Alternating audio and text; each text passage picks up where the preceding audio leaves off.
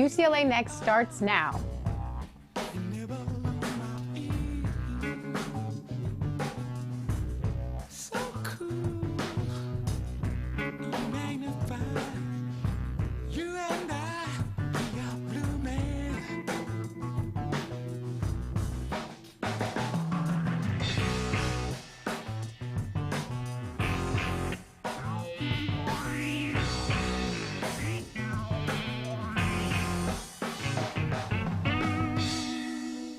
I'm Scott Meklowitz. I'm Merritt McCoy. And I'm Cheryl Umana, and this is UCLA Next. Tonight we go to sea on UCLA's floating classroom, SeaWorld UCLA. We'll go back to Pomodoro with Bob Rosen and Jack Larson. Tonight, they take a second look at From Here to Eternity. We'll visit the volleyball team and coach Al Scates. He's been coaching here for 40 years and won 20 national championships. Valerie is our lone campus explorer tonight, and she will go to the clean room at the Semiconductor Device Laboratory. I guess they wouldn't let Alex into the clean room, huh? Okay, would you? I'd still like to know who let them in the studio. Come on, Scott. It's been a week. Get over it. Okay, no, do a little Keanu Reeves for us. Guns. Lots of guns. Okay, I take it back. A truly inspired reading. Thank you very much. Let's go down to the marina and catch that boat.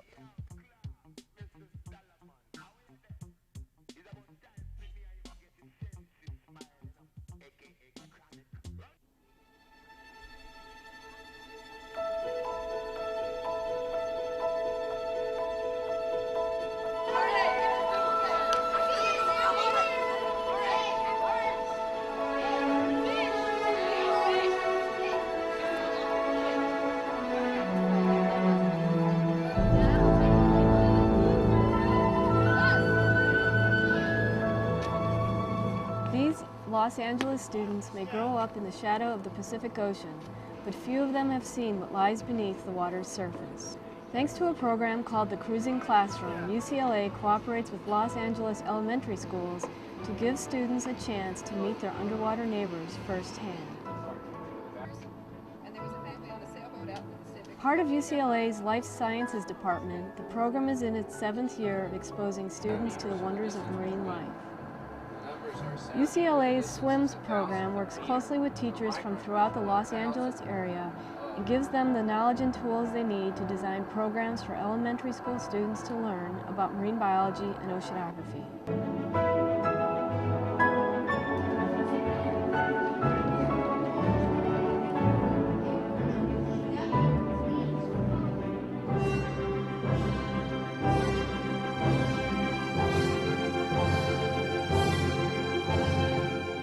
Gina O'Brien, a teacher at Eagle Rock Elementary School, paid the $400 vessel fees out of her own pocket for her students' trip on the SeaWorld UCLA research boat. A lot of them have never been to the ocean. A lot of them have never been out on a boat before. And so not only is it an exciting first-time experience for a lot of them, but they learn about a whole new world. And they can, after they get off this boat, can make the connections to why the ocean is important to them. A lot of my students just learned that if we didn't have phytoplankton, a microscopic plant floating in the ocean, they would not be able to breathe. Several times a week, teachers and students venture out to sea where they learn how to read navigational charts and identify microscopic critters called plankton. Yeah. They're going to come back and they're going to ask me, okay, what is this plankton and how does it help us breathe? And they're just going to have so many questions.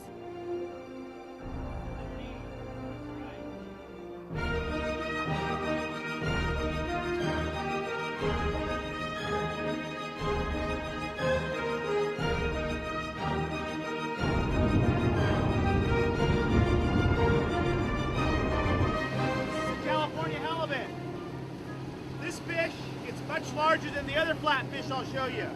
It gets up to about 40 pounds. The SWIMS program is a grant provided from UCLA. It stands for Science Standards with Integrative Marine Science. The logic behind it is that you can use the ocean as a hook to get students interested in both in marine science and also in just in environmental conservation. So far this year we've studied Pangea, plate tectonics, continental drift. We're studying topography. And then our end of the year trip, I also found out through the SWIMS program, we're going on the SEMI Tall Ships program. We're living on a sailboat for 3 days. The boat will be out at Catalina Island and we'll actually sail it home. And they will get to go snorkeling twice and see firsthand what they've been talking about today. So this is basic navigation. Okay, even on the big ships, the first thing they start out doing is figuring out these 4 basics. There's a lot more you can learn. The international measurement for depth is called fathoms. You guys ever hear that? Yeah. Yeah, you have? How many feet are in 1 fathom?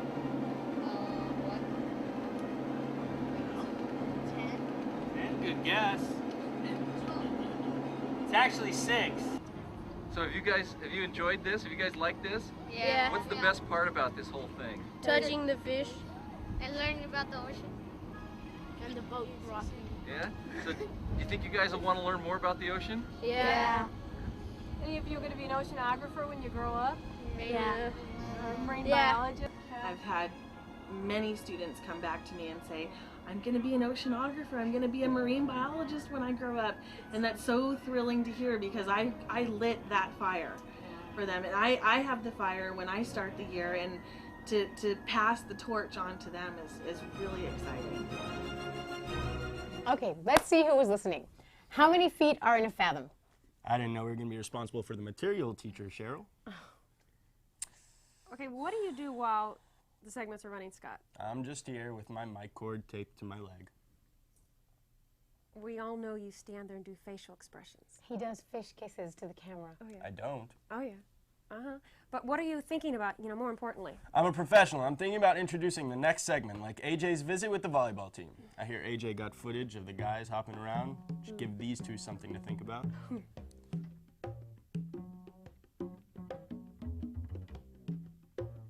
Al Scates, undisputed, the best coach to ever coach collegiate volleyball.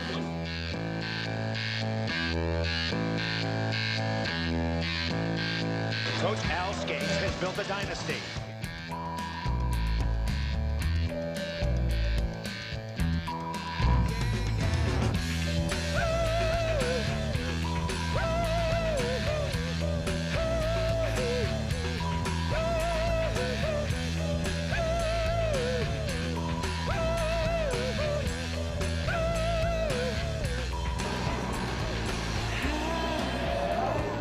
Here in Southern California, UCLA is known for more than just its excellent academic tradition, its sprawling campus, and its impeccable weather. In fact, UCLA was dubbed as having the most successful athletic program of the 20th century. That accolade is due in large part to the Bruins men's volleyball dynasty. Since 1970, the men's volleyball team has won 18 national titles under the same coach. That man is Al Scates. Now, Scates is the most successful coach in any sport, in any division, in the history of intercollegiate athletics. He's amassed over 1,000 victories and was voted NCAA Coach of the Year 5 times. To his players, colleagues, and fans, Scates is more than just a great coach, he's also an inspirational human being. A lot of people say that Al's the best that ever was. How do you feel about that? I think it's absolutely true. I think he's the best that ever was, not only in volleyball, but probably in all of sport. He just has such a good concept of being a player's coach, knowing what needs to be taught, especially in an academic environment. We're not professionals who can train 6-7 hours a day. We have studies to worry about, and he's really conscious of that. He understands players and what it takes to motivate them. He understands utilizing competition to his benefit, and he's just so knowledgeable about the game. Strategically, we're better than any other team out there. You say from your freshman year, now you're a senior, what kind of influence has he had on you as a person? Big influence. I've matured profoundly throughout the 4 years I've been here. I mean, he's taught me little things to the big things, so it's helping out a lot in the past 4 years. Well, I think what's great about Al Scates is his personality. On and off the court, he's a great guy. We learn something new every day with Al Scates. He knows pretty much everything there is to know about volleyball, and he's always willing to help us out and just teach us new things. I would have to say I've matured a lot in volleyball, and without a doubt he's helped me out more than anything.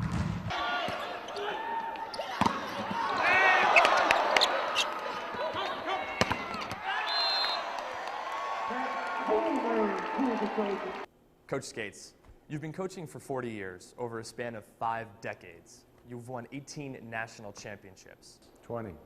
20. 2 USA Two collegiate USA. championships. So it's 18 NCAA championships. Since 1970. What makes this university so special? Well, it's the academic climate. You really attract some quality people to the program. And we're right in the hotbed of Southern California volleyball with 300 high schools in the area. And it's a great place to coach. Do you feel you play a role beyond that of coach in your players' lives? Oh, sure. I'm good friends with a lot of my ex-players. I'm not good friends with them while they're in the program, though. I have younger coaches that can take that role. But I want to make sure they succeed, you know, after they leave the program, and they do. Tell us how you were feeling on your 1,000th victory. Well, that was a special match because we had our 1,000th match opportunity against Long Beach here in Poly Pavilion. There was a lot of publicity and TV crews, and a lot of people came, and a lot of alumnus, and we lost.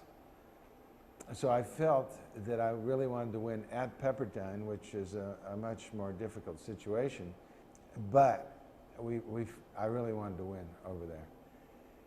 And Adam Navy, who was a 4-time All-American for us, had 10 aces that match and pulled the match out for us. And so when the match was over, I stayed on the floor talking to everybody. My players disappeared. And coach came, Brian Rofer came and got me. They were waiting for me in the locker room. When I walked in, they gave me a standing ovation, which has never been done before. And at that moment, I was very moved. What's your most memorable moment on the court? Well, I think the '74 NCAA championships at Santa Barbara, where we had to go through the playoffs and came on board as an at-large team and were underdogs. Wide World of Sports covered it. TV lights were on. It was 100 degrees before the game started. Early in the match, one of my players named Mike Norman, right-handed outside hitter, put the ball away with his left hand, then went around the gym like this, pointing to his bicep, circled the gym, to a chorus of boos, and we beat Santa Barbara in 5 in the deuce game, and probably that's my most memorable coaching experience right there. I know you have a wife, a few children, and even some grandchildren. Do they ever start urging you to retire? Oh, no. They know I enjoy what I'm doing, and I think I'm getting better at it now that I stopped teaching full-time. So it's really enjoyable now because I'm not so pressured. Where do you see yourself in 10 years? Well, I see myself coaching volleyball in 10 years, collegiate volleyball. I've had a lot of offers to coach national teams and club teams, Division I teams. They offered me $300,000. I asked for $500,000 just so they won't give me the job. I like coaching at this level quite a bit.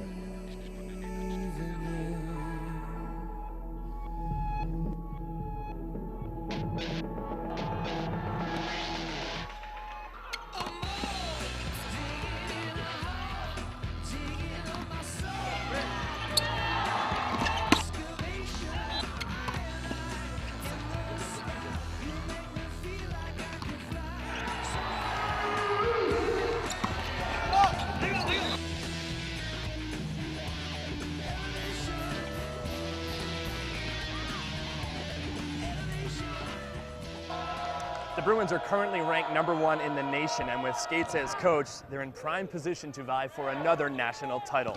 For the cover story, I'm AJ Lewis. Well, is that good for you?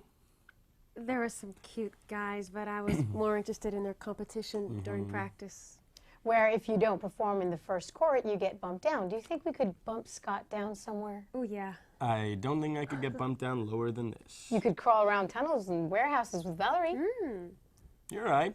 Slow, but I couldn't get an invite to second look at the movies to save my life. Even the campus gourmet won't take my ideas. Okay. You have recipes? Like Tabasco sauce and guacamole with Oreo chunks. It's good. You should try it. Wait, I don't think you It's mixed good. that. No, okay. I think it's safe to assume that Bob Rosen will find something a little more appetizing at Pomodoro. And the campus gourmet's job is safe for now. Yeah, he said he'd get back to me.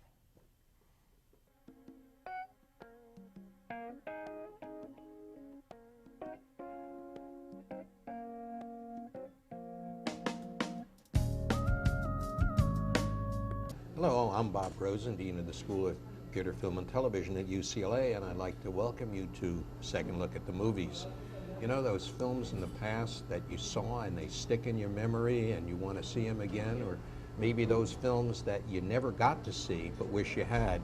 Well, now's a second chance. And what better place to talk about the movies than with a good friend at a great restaurant? And the good friend here, Jack Larson, actor, producer, writer, and a real friend to the School of Theater, Film, and Television through the Bridges Larson Foundation, help support our students and get to show great movies in the theater.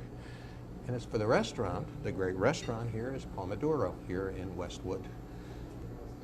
9/11 set me to thinking about other events in the course of history where the change and the unexpected change was so profound that it altered not only where we were going historically, but it created irrevocable changes in the personal lives of people.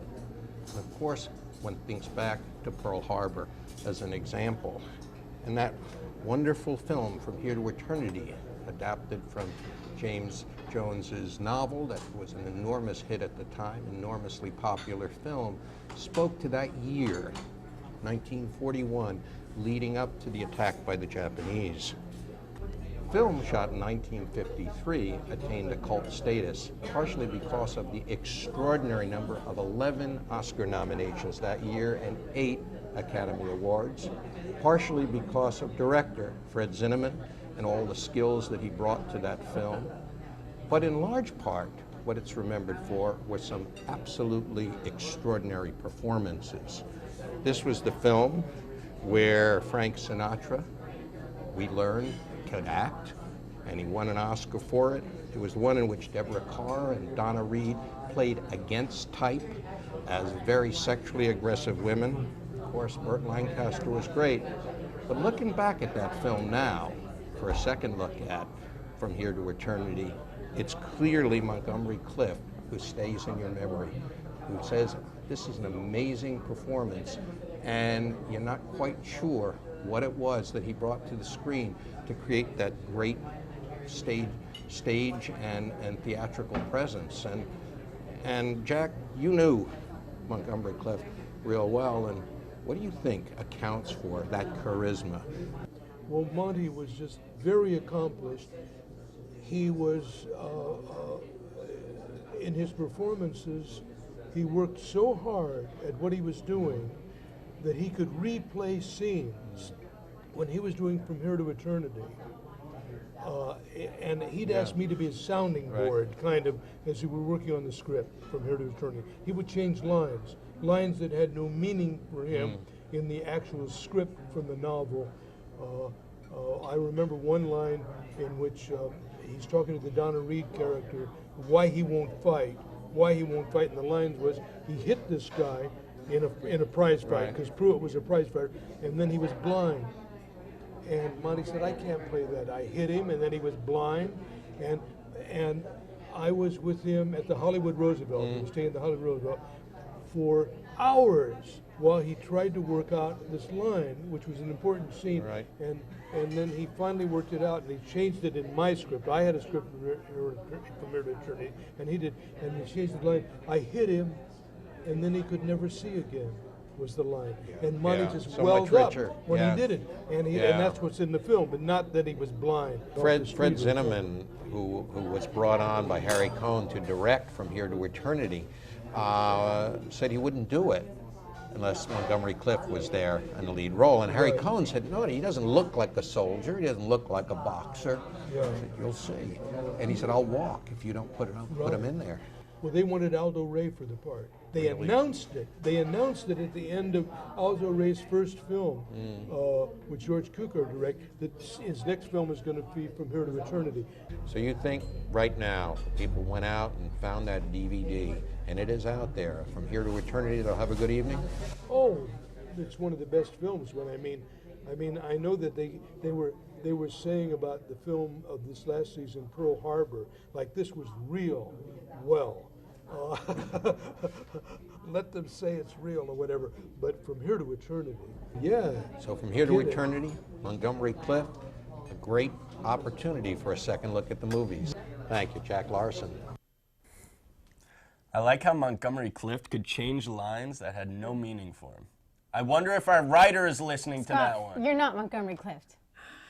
He took a whole day to change one line. You say the first thing that comes to your mind, and then we have to do another take. That's how it goes. How about that young Burt Lancaster? Yeah, he was the hunk of his time.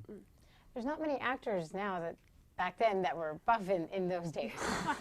Yeah, they look more like Scott. Hey, I don't need to spend my life in a gym to know that you don't make out on an incoming tide. How far do you think their hunky Burt Lancaster got with Deborah Carr after they got washed down the beach? It was symbolic. Oh, yeah? They were totally covered in wet sand. They were being swept away by their passion. They were on the beach in the tide, and there was wet, gritty sand all over their bodies. Okay, on that note, let's visit UCLA's clean room. Hi, I'm here at the Nanoelectronics Research Facility with Steve Franz. And today we are going to see the, should I call it the clean room? Yes. The clean room. Getting dressed to go into the clean room. These are shoe boots, right? Our feet's clean. The clothing that we normally wear gives off lots of particles, too much. So this is a synthetic material. It's kind of like a Dacron material, which doesn't shed, because it's a very tight weave. So that's why we have to get all dappered down. That's right, because your shirt and your pants gives off lots of particles. Okay. So that's why we do that.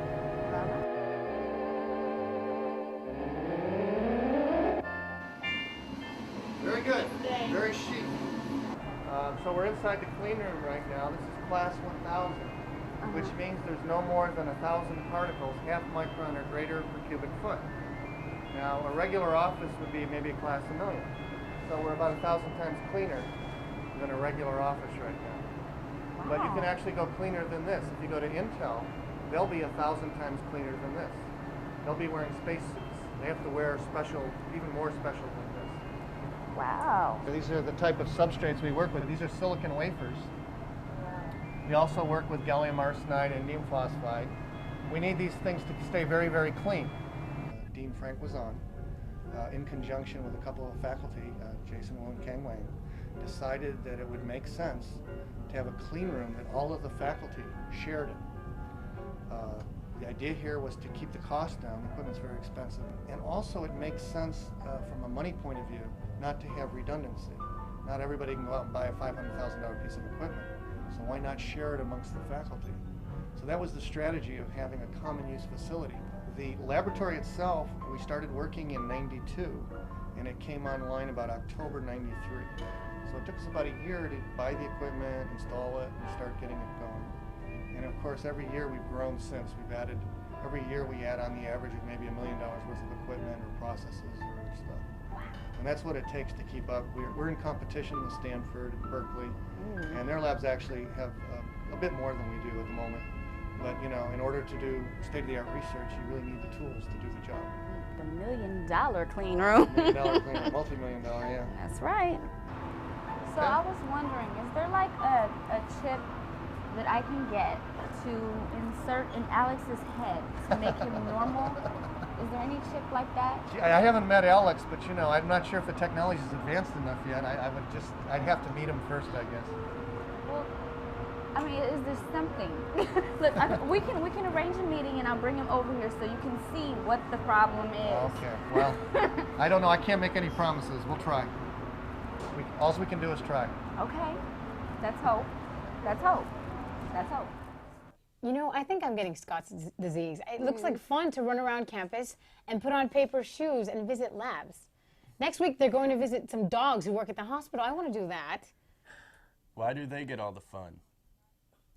Okay, because we're the anchors. But all we get to do is sit in these chairs. They don't even give me a chair. They did try the first week, and remember, you look like a troll. Speaking of trolls, I think it's ironic that Alex missed this week. I mean, we had a theme show going on, you know? What theme, Well, we Scott? dragged that micron filter through the bay to catch plankton, visited a clean room where no specks of dust were allowed, and don't forget the wet sand in inappropriate places. I mean, this week was all about small, grubby, annoying shows, and Alex missed it. I thought Alex was a good friend of yours. He is. The lines were in the script there. On the, Okay, join us next week on UCLA Next, when we will visit the dogs in the hospital and find out what Alex has to say.